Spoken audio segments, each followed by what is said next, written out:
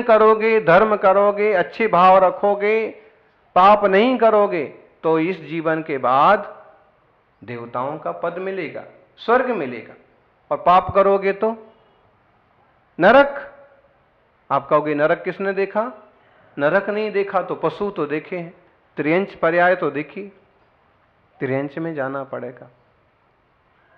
वह जीव थोड़ी सी तपस्या करके स्वर्ग में देव हुआ, और वह देव मौज मस्ती में समय बिताने लगा। कई सारी देवियां उसे मिली, स्वर्ग का साम्राज्य उसे मिला, अणिमा, महिमा, लघिमा, प्राप्ति, प्राकाम, ईशुत्व, वसुत्व जैसी रिद्धियां उसे मिली। अपने शरीर को छोटा बड़ा कर सकता है, जो चाहे वैसा काम कर सकता है, वैसा रूप बना सकता है। ऐसा देवता का वैभव पाकर के तो वो और इतराने लगा। पूरा जीवन मौज मस्ती में गया। जब उसका देव पर्याय का काल पूरा हुआ तो वापिस इस मनुष्य लोक में एक ब्राह्मण ब्राह्मणी के यहां फिर वह जन्म लिया। कपिल ब्राह्मण के जटिल नाम का पुत्र हुआ। जैसा नाम था वैसा वो जटिल था। उसे कोई नहीं समझा पाता, लेकिन वह खुद अपने को बड़ा ज्ञानी समझता। बहुत लोग होते हैं कि उन्हें समझ तो कुछ नहीं होती है, लेकिन समझते हैं अपने आप को सबसे ज्यादा समझदार। ये जो अपने आप को समझदार होने का भ्रम है ना, अपने आप को ज्ञानी समझने का भ्रम है, बहुत नुकसानदायक। सबसे पहले हमें यह बोध हो जाए कि मैं ज्ञानी नहीं हूं, मुझे तत्व बोध नहीं है, तो फिर हम तत्व बोध की दिशा में एक आध कदम भी बढ़ाएं। पहले ही से हम अपने को ज्ञानी मान के बैठें, परिपूर्ण मान के बैठें, तो फिर हम ज्ञान की दर्शन की दिशा में कदम क्यों बढ़ाएंगे? जो सच्चे ज्ञानी हैं उनका अनुसरण क्यों करेंगे?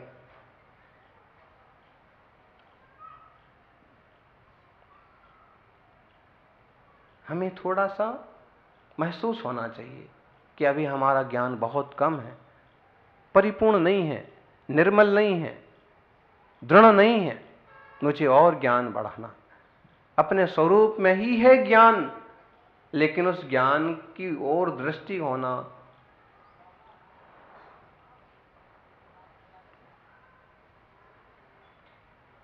ज्ञान बाहर से नहीं आता है। कहां से आता है ज्ञान? भीतर से आता है।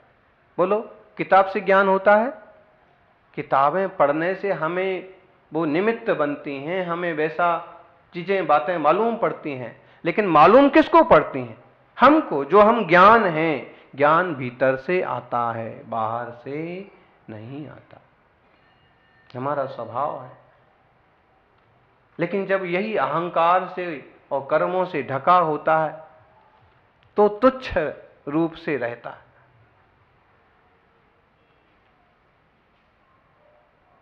जटिल को बहुत ऐसे लगता था कि बहुत ज्ञानी हूं, और उसने क्या किया? फिर से पारिव्राजक का मत चलाया। एक सफेद कपड़ा धारण कर लिया और कंदमूल खा करके, उसमें भी उसने ध्यान रखा कि हिंसा नहीं करना। हिंसा तो नहीं करता, बाहर के प्राणियों की हिंसा नहीं करता, लेकिन अपने परिणामों की ही हिंसा करता। मिथ्यात्व सबसे बड़ी हिंसा है। मिथ्यात्व मतलब खोटी मान्यता, देह को आत्मा मानना, शरीर को अपना मानना, पर पदार्थ को अपना मानना, सात तत्व का बोध नहीं होना और स्वरूप की संवित्ति नहीं होना मिथ्यात्व है। पर्दा पड़ा है, मैं आत्मा नहीं, शरीर ही हूं। इससे बड़ा और क्या होगा मिथ्यात्व? और मिथ्यात्व से बड़ी हिंसा अपने परिणामों की हिंसा। इन परिणामों का प्रभाव हुआ कि लोक में तो उसकी खूब प्रसिद्धि हो गई, पूजा हो गई, लेकिन सिद्धि नहीं हुई। फिर उस पर्याय की तपस्या के प्रभाव से वह स्वर्ग में फिर देवता हुआ, फिर वहां से आया, फिर ऐसी ही साधना की, फिर देवता हुआ, फिर साधु बना, फिर संत बना, फिर परिव्राजक बना, फिर त्रिदंडी बना, ऐसी तपस्या करता और देवता बनता। रत्नत्रय उसने प्राप्त नहीं किया, परिणाम हुआ संसार का छेदन नहीं हुआ। संसार का छेद करना है तो मिथ्यात्व का, मिथ्या बुद्धि का छेद कर। ये महावीर स्वामी का जीव है जो इतने भाव ले रहा है। आज हम मनुष्य बन के बैठे हैं, हमें भी जागना चाहिए, हमें भी आत्मदृष्टि करना चाहिए। महावीर स्वामी ने तो तब एक ज्ञान का दीपक जलाया और वो सिद्धि के मार्ग पर बढ़ गए। हमें भी अवसर है, आत्मज्ञान का दीपक जलाएं, परस्पर सहयोग करें तो हम भी सिद्ध दशा को उपलब्ध होंगे। जय बोलिए 24 तीर्थंकर भगवान की।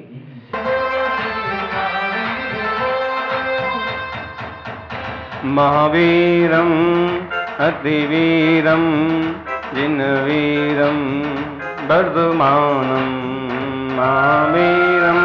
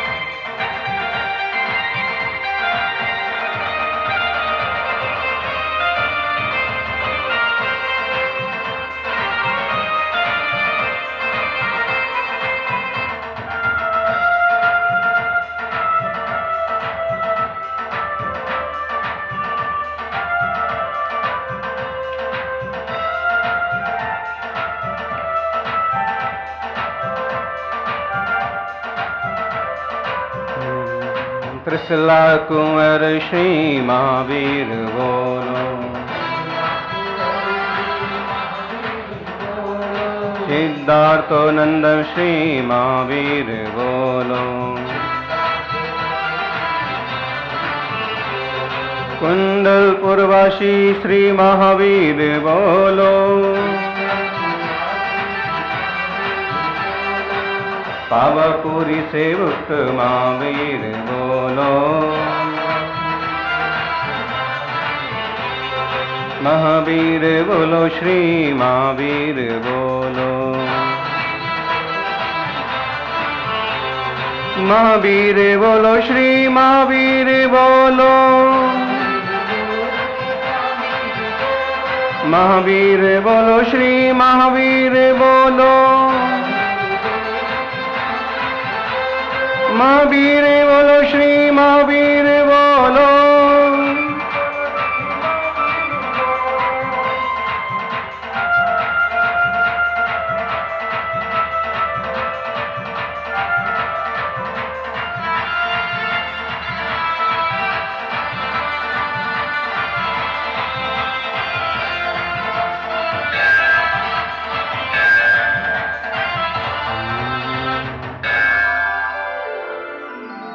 आदिम तीर्थेश्वर आदि विधाता देवादिदेव महादेव आदिनाथ भगवान की, वर्तमान जिन शास्त्र नायक वर्धमान महावीर भगवान की, आचार्य श्री आदि सागर जी महाराज की, आचार्य श्री महावीर कीर्ति जी महाराज की, तपस्वी सम्राट गुरुदेवाचार्य श्री सन्मति सागर जी,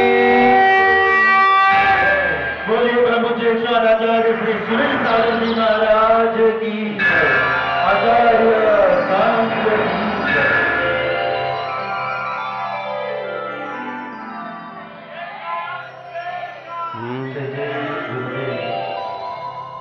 मार्गदर्शक सही हो तो दीपक भी सूरज का काम कर जाता है। मार्गदर्शक सही हो तो दीपक भी सूरज का काम कर जाता है, और अवसर की पहचान हो तो गुमनाम भी नाम कर जाता है। अवसर की पहचान हो तो गुमनाम भी नाम कर जाता है। महावीर स्वामी के जीवन को देखें तो एक मार्गदर्शक मिले, सागर सेन मुनिराज। पुरवा भील का जीवन बदल गया, और वह चक्रवर्ती भरत का पुत्र हुआ। लेकिन अवसर की पहचान नहीं थी इस भाव में, इसलिए वह तीर्थंकर आदिनाथ का पोता होकर के भी, उनका सानिध्य पाकर के भी भटक गया और उसने अपना एक नया ही खोटा संप्रदाय चालू कर दी। खोटे काम का खोटा नतीजा होता है।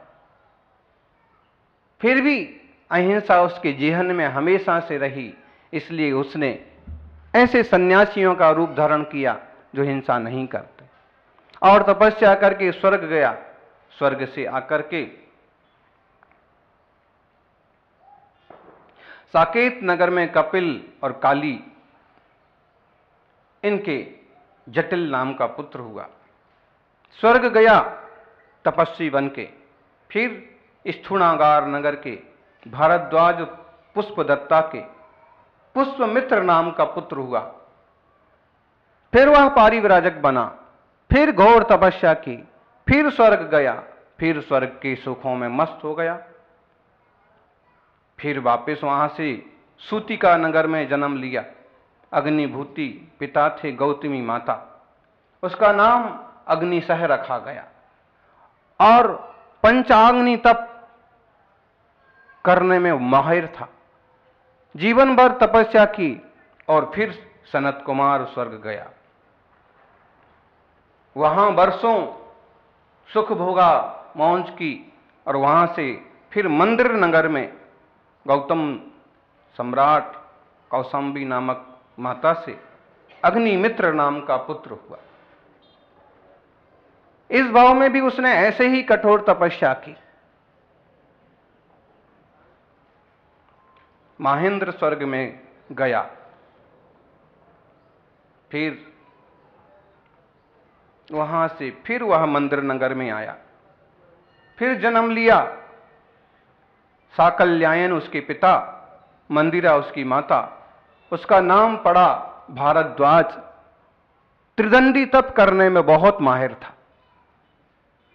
एक तरह का और अलग से उसने संप्रदाय चलाया और बड़ी प्रसिद्धि पाई। कभी कोई प्रसिद्धि पा लेता है तो बड़ा इतराने भी लगता है। तपस्या के साथ उसका अभिमान भी बढ़ा।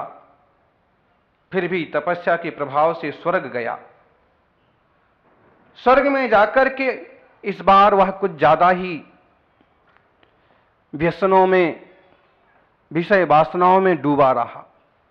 क्योंकि वहां तो सुख ही सुख हैं, देवियां हैं, मौज मस्ती हैं। हर बार तो उसे कुछ धर्म ध्यान हो जाता था, लेकिन इस बार उसने सब समय विषय कसायों में ही गमाया। परिणाम स्वर्ग से च्युत होकर के एकेंद्रीय पर्याय में चला गया। पेड़ पौधा बना, पेड़ पौधों की बहुत पर्याय भोगी।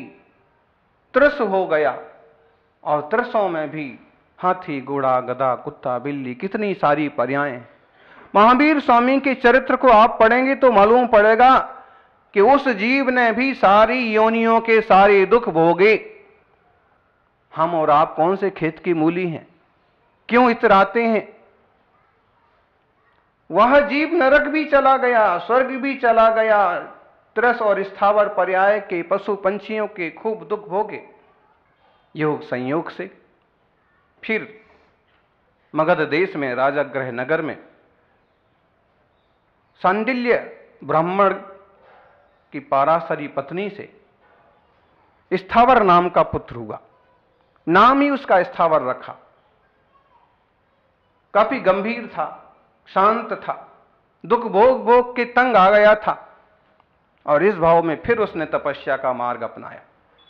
तपस्या करके स्वर्ग गया। स्वर्ग पाना बहुत कठिन नहीं है।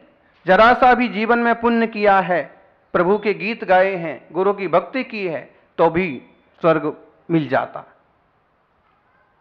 4 गतियां हैं, 4 में से किसी गति में तो जाना ही जाना है। अगर पुण्य किया तो स्वर्ग, पाप हुआ तो नरक, या पशु पंछी दिख ही रहे हैं सब दुख भोगते हुए। अब ठंड पड़ने लगी है, उनको ओढ़ने बिछाने के लिए ठंड से बचने के लिए कोई साधन है? नहीं है, मारे मारे फिरते हैं। यही तो ट्रेन से गति के दुख।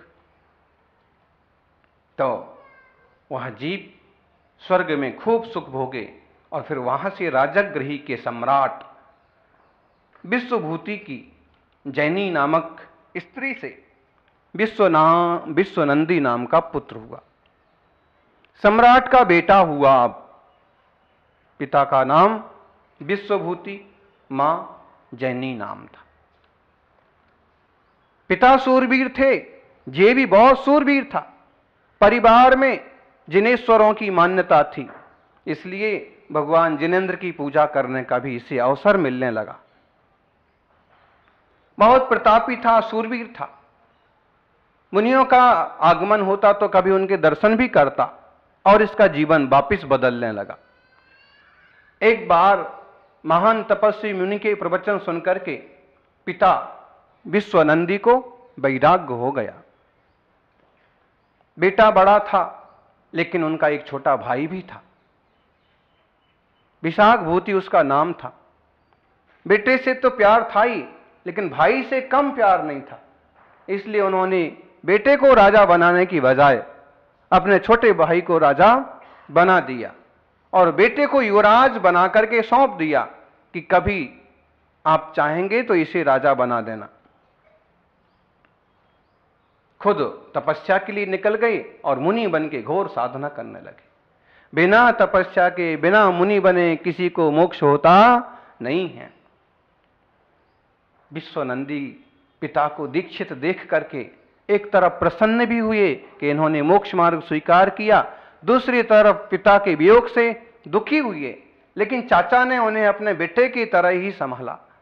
जितना वह अपने बेटे विशाख नंदी से प्रेम करते थे, उतना ही बड़े बेटे, बड़े भाई के बेटे विश्वनंदी से। फिर भी अपना तो अपना ही होता है ना। हुआ यूं कि युवराज का जो बड़ा सारा बगीचा था, बड़ी मेहनत से और देखरेख में उन्होंने उसको बहुत व्यवस्थित करवाया था। इतना सुंदर था कि लोग उसे देखने आते। एक बार विशाख नंदी की नजर उस पर पड़ गई और अपने पिता को उसने कहा कि मुझे ये बगीचा मुझे चाहिए, उद्यान मुझे चाहिए। पिता ने समझाया, विश्वनंदी तुम्हारा बड़ा भाई है।